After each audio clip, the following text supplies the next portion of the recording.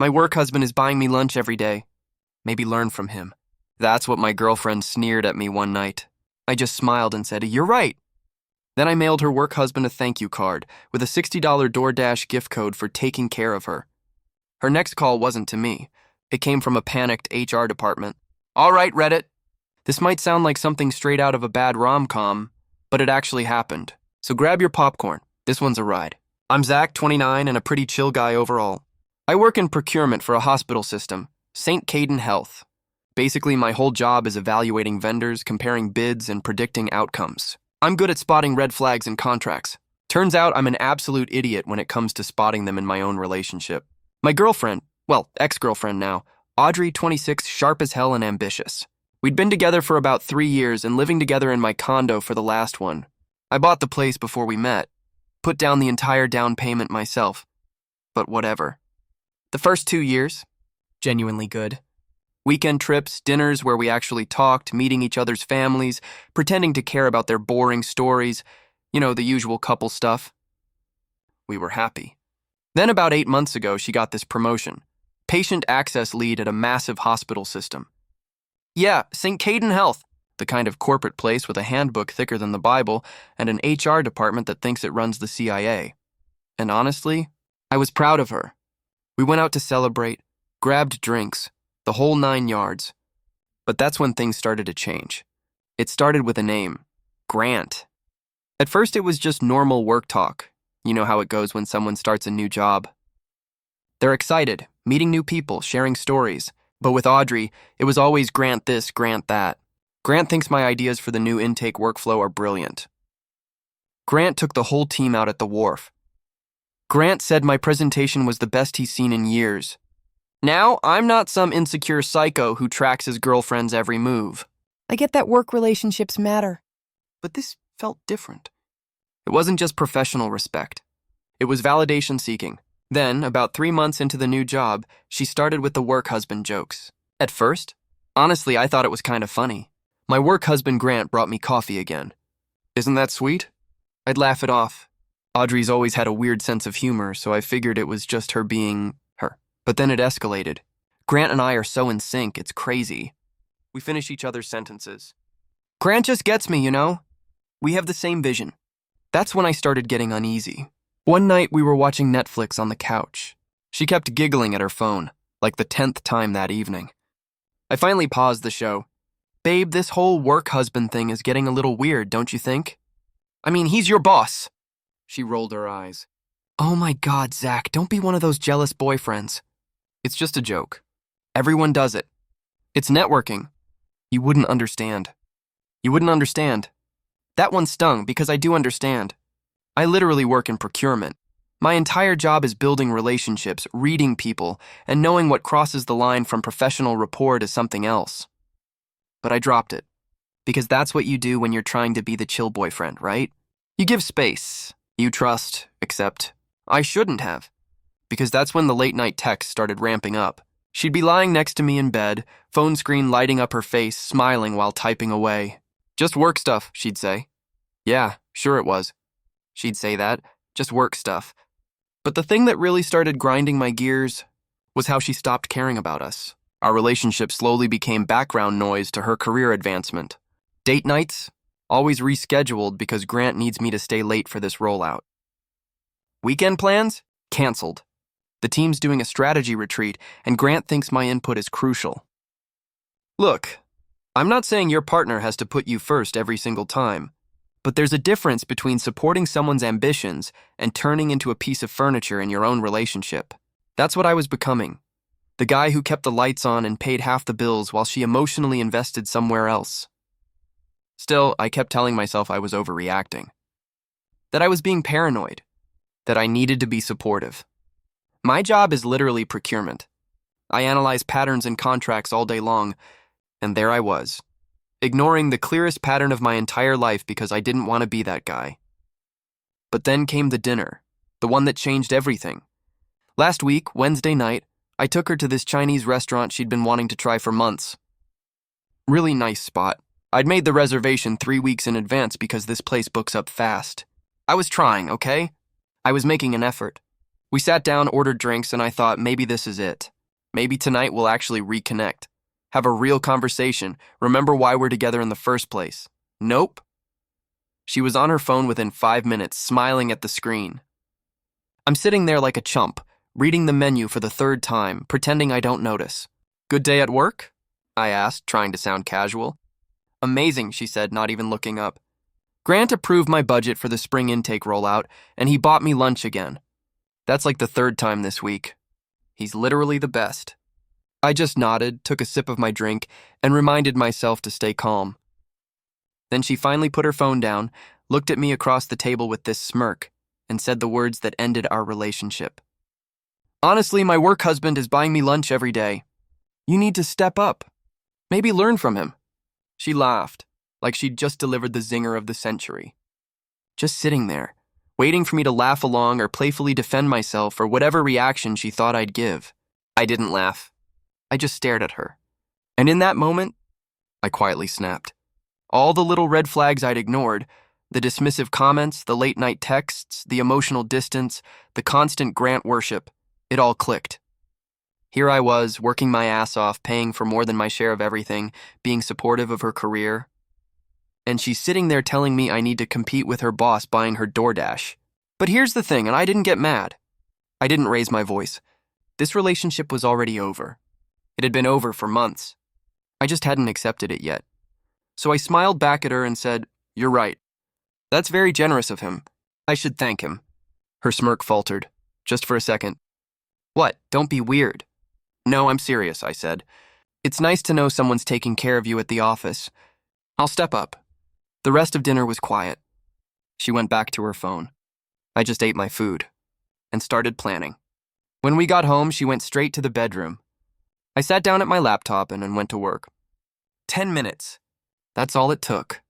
First, I found Grant's full name on Audrey's LinkedIn profile. Grant Stilton, yeah, like the cheese. Then I found his wife's very public Facebook page. Lots of photos, their 2 kids on a boat, a family vacation in the Hamptons, an anniversary dinner at some steakhouse. She had her profile completely open, no privacy settings, just broadcasting her whole life to the world. Blissfully unaware that her husband was playing house with his employee. But the real gold? The company's code of conduct. Audrey worked for a massive hospital system, big, old, established, paranoid about lawsuits and reputation. Those organizations have to post their corporate governance policies online. It's public information. So I downloaded their 80-page code of conduct and ethics PDF and skipped straight to the section about workplace relationships. And there it was. Clear as day. Ironclad. Any romantic or personal relationship between a manager and a direct subordinate represents a critical conflict of interest and is strictly prohibited. Even the appearance of such a relationship may result in an immediate investigation and disciplinary action up to and including termination. Managers are specifically prohibited from providing or receiving excessive personal gifts, benefits, or preferential treatment to or from direct reports, as this creates both ethical violations and potential liability for the organization. I sat back in my chair and just stared at the screen for a minute. This was it. Then I did something petty. I went on Amazon and ordered a $60 DoorDash gift code. Then I found the blandest, most professional-looking thank you card they had. Cream-colored, simple border, the kind of card your aunt sends after you help her move furniture. I even paid extra for next-day delivery. When the package arrived, I sat down at my dining room table and wrote in my neatest, most sincere handwriting, "Dear Grant, I'm writing to send a small but sincere thank you for all the support you've been giving my girlfriend, Audrey. She mentions you all the time, especially how you've been kind enough to buy her lunch almost every day this week. Thanks for taking such good care of her. All the best, Zach Wesley." I tucked the $60 DoorDash code inside, addressed the envelope to Mr. Grant Stilton, Assistant Department Manager, Patient Access, St. Caden Health at the downtown campus address, and put a stamp on it. Walked it down to the mailbox on the corner and dropped it in. The rest of the week, normal. At least I kept it that way. I stayed normal with Audrey, just distant. She didn't notice. Too busy texting Grant, staying late for strategy sessions, and planning her next big rollout. Meanwhile, I went through vendor quotes, came home, made dinner, watched TV, just waiting. Friday afternoon, 2 p.m., I'm at my desk finalizing a vendor comparison for a capital order when my phone buzzes. Missed call, Audrey. Then it buzzes again. And again. Then the texts start flooding in. Zach, what did you do? I am not kidding. Grant is in a meeting with HR. They called me in. They have your card. Call me now. I read each message carefully, trying not to smile. Then I silenced my phone and set it face down on my desk. I typed out one short response. In a deep dive meeting. Can't talk. What's up? And then I didn't look at my phone again for the rest of the day. I finished my work, double-checked my calculations, sent the comparison packet to my manager, and logged off exactly at 5:00 p.m. Then I drove home, listening to a podcast about economic history. The host was talking about the Dutch tulip bubble. Fascinating stuff. I was calm. Peaceful even. Like I'd finally done the one thing I should have done months ago. When I pulled into my condo complex, I spotted Audrey's sedan, the one I stupidly co-signed the loan for, parked crooked in her spot, half on the line. She'd clearly rushed home. I walked in through the front door. She was standing in the living room, full uniform, blazer, heels, hair perfect, but her face was pale and blotchy. She'd been crying. The second she saw me, she lost it. Zach, what did you do? She screamed. The kind of scream that makes neighbors pause mid-Netflix and wonder if they should call someone. I closed the door calmly behind me, hung my jacket on the hook, and looked at her. Hi, babe. Rough day? Don't rough day me! She shouted, voice shaking, tears streaming down her face, the angry, panicked kind. I was called into an emergency meeting with HR, our head of HR, Grant, and 2 lawyers on a video call. 2 lawyers, Zach? Oh no, I said, straight-faced. That sounds serious. They had a card. A thank you card from you with a gift card in it. Why would you do that? Why would you send that? I set my keys down on the counter, walked to the fridge, grabbed a drink, and turned back to her with a shrug.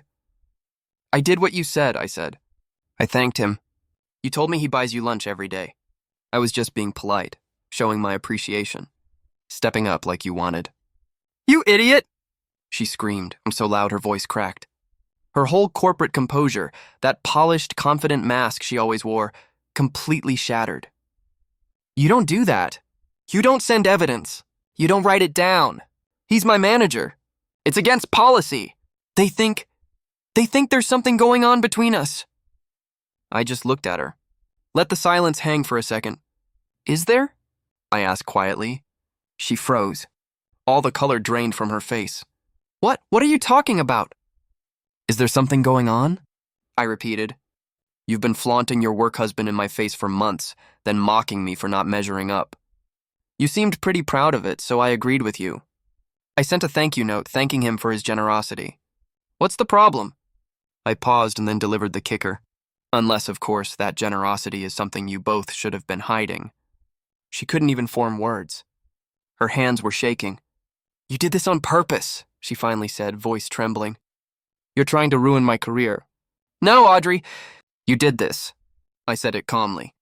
You're the one who violated company policy. You're the one who disrespected our relationship. I just turned the light on. What happens next is a direct consequence of your actions. She stared at me, and I could see her brain working overtime, trying to flip the script, trying to play the victim. Then her face changed.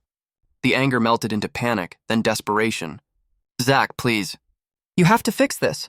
She stepped closer. You have to call them. Call HR. Tell them you're just some clueless boyfriend who misunderstood. Tell them it was innocent. Please, Zach, they suspended me. I raised an eyebrow. Suspended? Wow, they must take policy violations really seriously. Zach, please. Now she was in full breakdown mode. Tears, shaking, rambling. I'm suspended pending investigation. They're reviewing everything. Every email, every text, every meeting. Grant's wife was called. Do you understand what you've done? I set my drink down on the counter, looked her dead in the eye, and said, No, I will not be lying to a corporation's legal department for you. You made your choices. Now you get to live with them. Then I walked past her to the hall closet, pulled out her big suitcase, the one she used for long trips, and set it down in the living room. She blinked at me, confused. What are you doing? You need to pack, I said. You're leaving. Excuse me? This is my condo. My name's on the deed. I pay the mortgage. You're not on the lease, so pack your stuff and get out. She blinked, stunned. You can't just kick me out. I live here. Actually, I said calmly, I can. You're not a tenant. You're a guest, and I'm asking you to leave, tonight. That's when she completely lost it. She started screaming about how I was ruining her life, how I was a monster. According to her, she'd done nothing wrong. I was just jealous, controlling, manipulative. It went on for a good 20 minutes. I didn't yell back. I just stood there, arms crossed, letting her get it all out.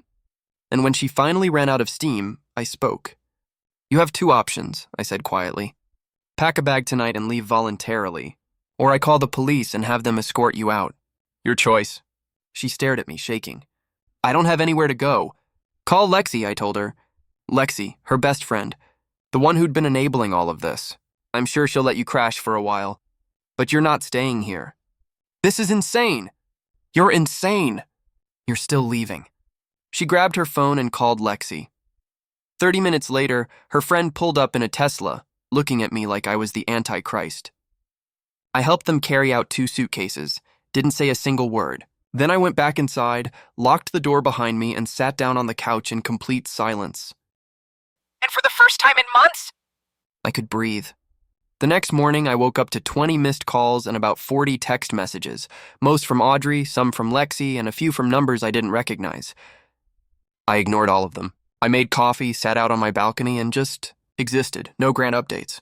No late-night work texts. No walking on eggshells around someone who clearly didn't respect me. Monday morning, my phone rang again, a number I didn't recognize. Hello?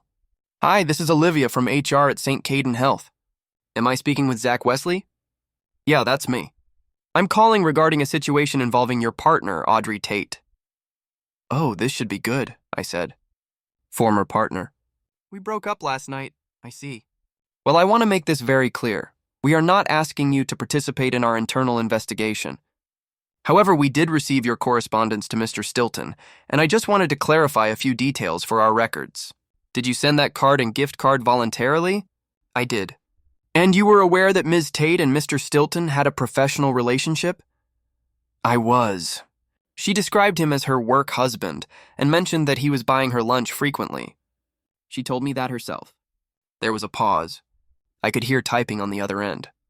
I see. And were you aware of any romantic involvement between them? I couldn't say for certain, I replied, but the relationship seemed inappropriate. More typing. Okay. Thank you for your time, Mr. Wesley. This call was simply to verify the origin of the correspondence. You're under no obligation to provide any further information. Understood. Have a good day. I hung up and smiled. They were definitely building their case, and I had just confirmed everything they needed to know. 2 days later, Tuesday afternoon, I got a text from an unknown number. This is Edward, Audrey's father. We need to talk. Call me immediately. Edward Tate. I'd met the guy exactly 3 times in 3 years. Real piece of work. Municipal attorney at the city attorney's office. The kind of guy who name drops his law school in every conversation and acts like he personally runs the justice system. From day one, he made it crystal clear that I wasn't good enough for his daughter. He wanted her to marry a lawyer or a doctor, someone with real prestige. I didn't call. I texted back, not interested in talking. Have a good day. He called 4 more times. I ignored every one of them. Then I got an email from his city office address, no less. Official letterhead and everything. Mr. Wesley, you have created an untenable situation for my daughter through your reckless and malicious actions. Your interference in her professional life constitutes harassment and has caused significant damages to her career and reputation. We demand that you immediately contact St. Caden Health and retract your correspondence. Failure to do so will result in legal action. We expect your response within 48 hours. Edward Tate, Esquire. I read it twice. Then I forwarded it to someone I should have called a week ago. My buddy Jared from college. Contract lawyer. Handles boring stuff. Corporate disputes, employment law, liability. But the guy's sharp as hell. And he still owed me a favor from when I helped him move last year. I called him. Jared, I need advice and maybe representation. Oh boy. What did you do? I sent a thank you card. You what? I explained the whole story from the start. He was quiet for a full minute, then started laughing. Dude, this is the pettiest, most brilliant thing I've ever heard. And legally speaking, you didn't do anything wrong. That's what I figured. No, seriously, he said, still chuckling. That's not harassment. That's just accurate documentation. If their relationship was inappropriate, that's on them, not you. So the dad's threat? Total BS. But let me write a response. Don't engage with him directly. I'll handle it. 2 days later, Jared sent me a draft of his response letter. It was beautiful. Your client's employment issues are a direct result of her own conduct and her employer's policies. My client sent a factual, polite thank you note. If that note caused problems, it's because the conduct it referenced was problematic. Any further threats will be considered harassment, and we will pursue sanctions against your office. He mailed it certified to Edward's office. We never heard a single word after that. But honestly, that was just the beginning. The real chaos was only getting started. About a week after I kicked Audrey out, I started getting Facebook messages from people I barely even knew. Audrey's friends started coming for me first. Her college roommate. A few cousins. All of them sending me messages about what a terrible person I was, how I'd destroyed her life over nothing, how I was jealous and controlling, how I should be ashamed. I didn't reply to a single one. Just blocked them. Every last one. Then came a message from Lexi, the best friend who'd picked her up the night I kicked her out. You're a coward and a narcissist. Audrey is going through hell because of you. Grant was just being a good mentor. You twisted it into something it wasn't because you're insecure. She deserves better. I stared at that message for a long moment.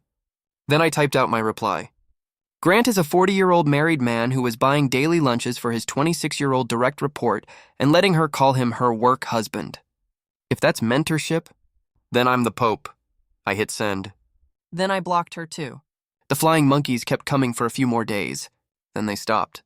I figured either Audrey told them to back off or they realized I wasn't going to take the bait. Either way, the noise died down. But the financial stuff? That was about to get messy. Remember that car I mentioned? The luxury sedan I stupidly co-signed for? Yeah, that one. About 2 weeks after the breakup, I got a call from the dealership. Audrey had missed her payment. And as the co-signer, guess who they called? So I picked up the phone and called her, for the first time since she left. You missed your car payment. I don't have a job, Zach. In case you forgot, you destroyed my career. That's not my problem. You need to make your car payment or I'm reporting the vehicle for voluntary repossession. You wouldn't! Watch me. I gave her 48 hours. She didn't pay. So I called the finance company and initiated a voluntary repo. Told them exactly where the car was parked, Lexi's apartment complex, gave them the details, and walked away. 3 days later, a tow truck showed up and took it. Audrey called me screaming, "You stole my car!" It's not your car, I said. It's the bank's car. You stopped paying for it. That's how financing works. She hung up on me. A week later, I got another email from Edward. This one was even more ridiculous than the last. Mr. Wesley, your continued harassment of my daughter has escalated to theft and financial sabotage. You have stolen her vehicle and destroyed her means of employment. We are prepared to file suit for $25,000 in damages. You have 72 hours to return the vehicle and provide compensation, or we will proceed with legal action. Edward Tate, Esquire. I forwarded it straight to Jared. He called me almost immediately, laughing so hard he could barely get the words out. This guy is either an idiot or desperate, Jared said between chuckles. You can't steal a car that's being repossessed for non-payment. And 25 grand in damages? For what? Her imaginary suffering? So what do? I asked. Jared's response was another masterpiece. It outlined in perfect legal language how I had zero obligation to make Audrey's car payments, how voluntary repossession is a standard financial remedy for default, and how any lawsuit would be immediately dismissed, with potential sanctions for filing a frivolous claim. He sent it by certified mail.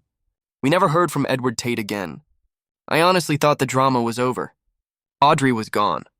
The legal threats had evaporated. I was finally starting to feel normal again. I deep cleaned the whole condo, sold the furniture we'd bought together, replaced it with stuff that actually fit my style. I even started dating again. Nothing serious, just a few coffee dates here and there. Testing the waters. But Audrey, she had one more move left. It was a Saturday morning, about 3 weeks after the breakup. I was in the kitchen making breakfast, scrambled eggs, bacon, toast. My buddy Dave was coming over later to watch football. Life was good. Then a loud knock on the door. I froze, looked through the peephole. A police officer. My heart dropped into my stomach. What the heck? I opened the door. Can I help you, officer? Are you Zach Wesley? Yes. I'm here to conduct a civil standby. Miss Audrey Tate is here to retrieve her personal property. She's expressed concern that you won't allow her access. I looked past him, and there she was, standing on the sidewalk smirking. And next to her, Edward, looking like he was about to foreclose on my soul. This was their big play. Use the cops to intimidate me, to force a confrontation. But here's the thing, I'd been ready for this. Oh, absolutely, officer, I said, keeping my voice calm and even. I'm happy to help. I've actually had all of her belongings boxed up and ready for weeks. She just never arranged a time to pick them up. I opened the door wider. Right there in the foyer, 12 neatly taped cardboard boxes, labeled, organized, stacked perfectly. I'd spent an entire weekend going through the condo, collecting every single thing that belonged to her. The officer looked at the boxes, then back at me, then at Audrey. Okay, ma'am, he said. You can come retrieve your boxes. Audrey's smirk vanished. This wasn't the plan. She wanted a scene, to rifle through my stuff, accuse me of hiding things, make a spectacle. But I'd already done the work. Of course, she couldn't let it go. That's not everything, she snapped, marching up the walkway. Her voice had that sharp edge I remembered all too well. My most valuable things are still in there. He's withholding them. The officer looked at me. I could see the skepticism in his eyes. Sir? Officer, I said evenly. Every single thing she owns is in those boxes. I was very thorough. I even packed stuff I wasn't sure belonged to her just to be safe.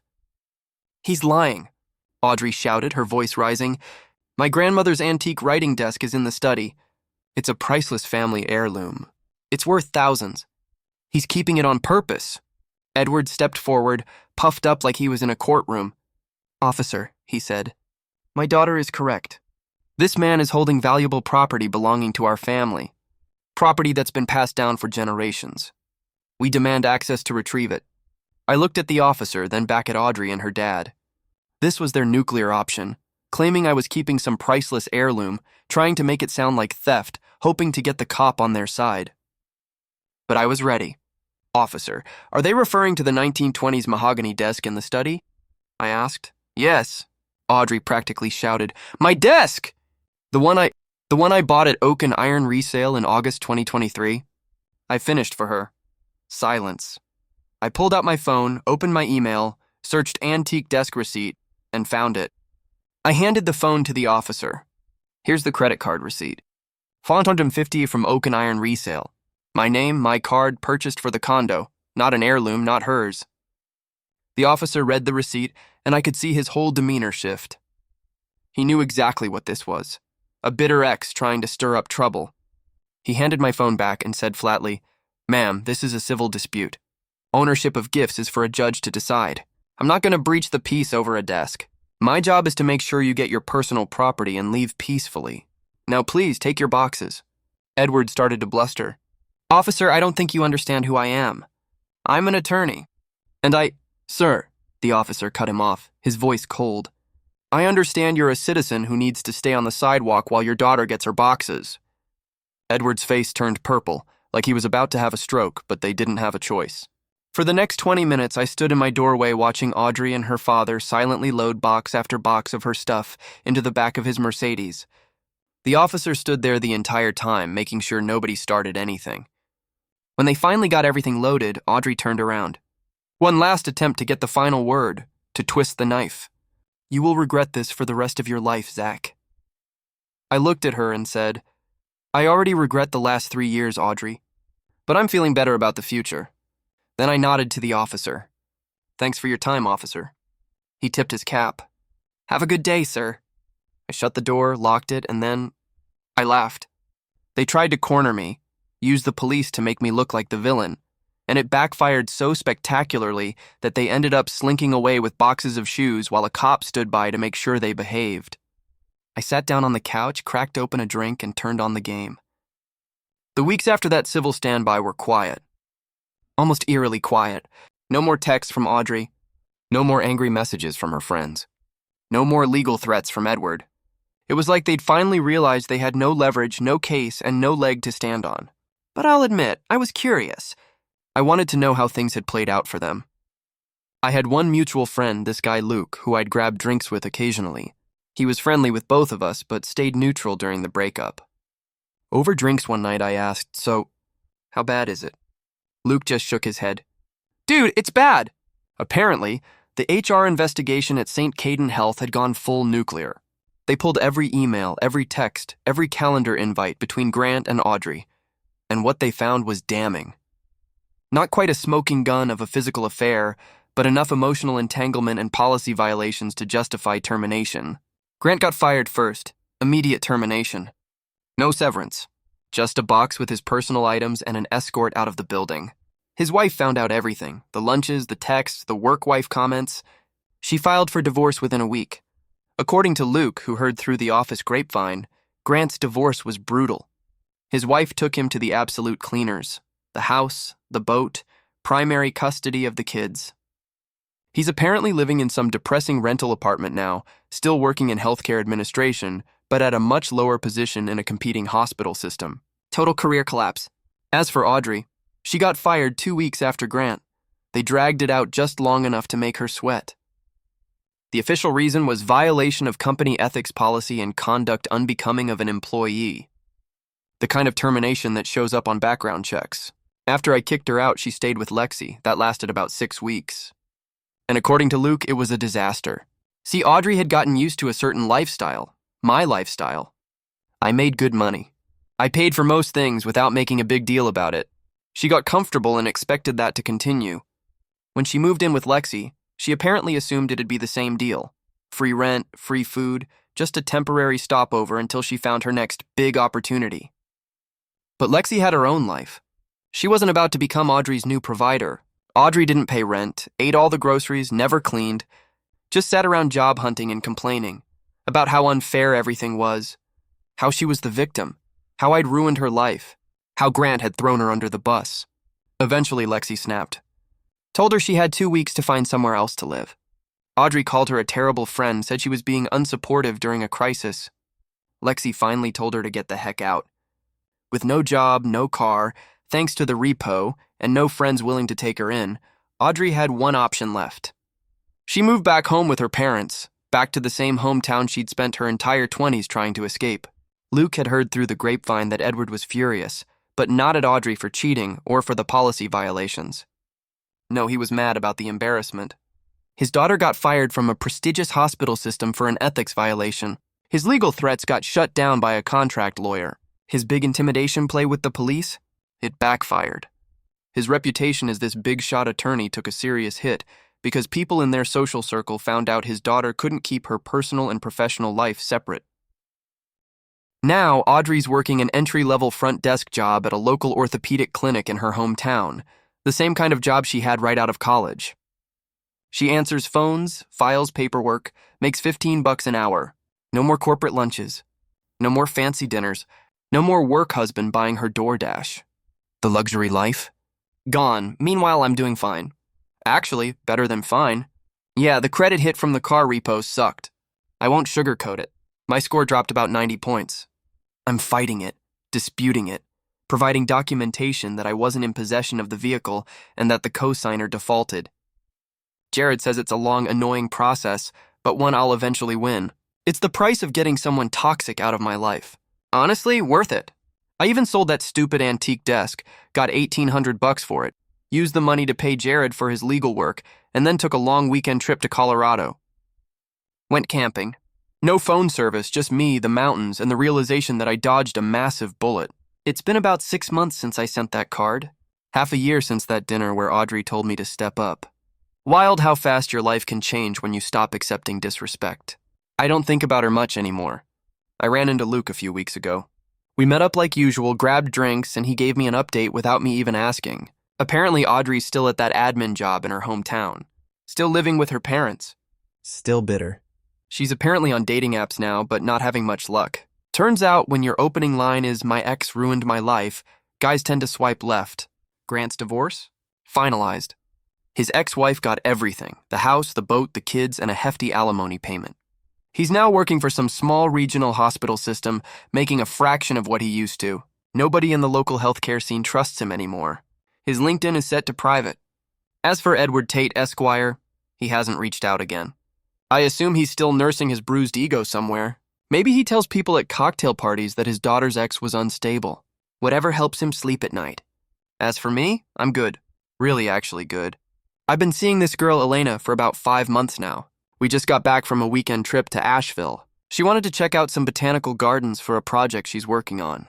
We spent the whole day walking around, and she'd point out plants and design choices, explaining why certain spaces worked. I had no idea landscape architecture was so complex. It was actually fascinating. The credit thing's still being worked out. Jared's still fighting the dispute. He says we're making progress, but these things take forever. It'll probably take another 6 months to fully resolve. But it's whatever. It's fixable. Everything's fixable. People ask me sometimes if I regret sending the card, if I should have just broken up with her like a normal person and moved on. And here's the thing, I don't. Not even a little bit. YouTube just dropped this new hype feature. If you're hooked on this story, smash that hype button. It tells YouTube this video deserves to blow up.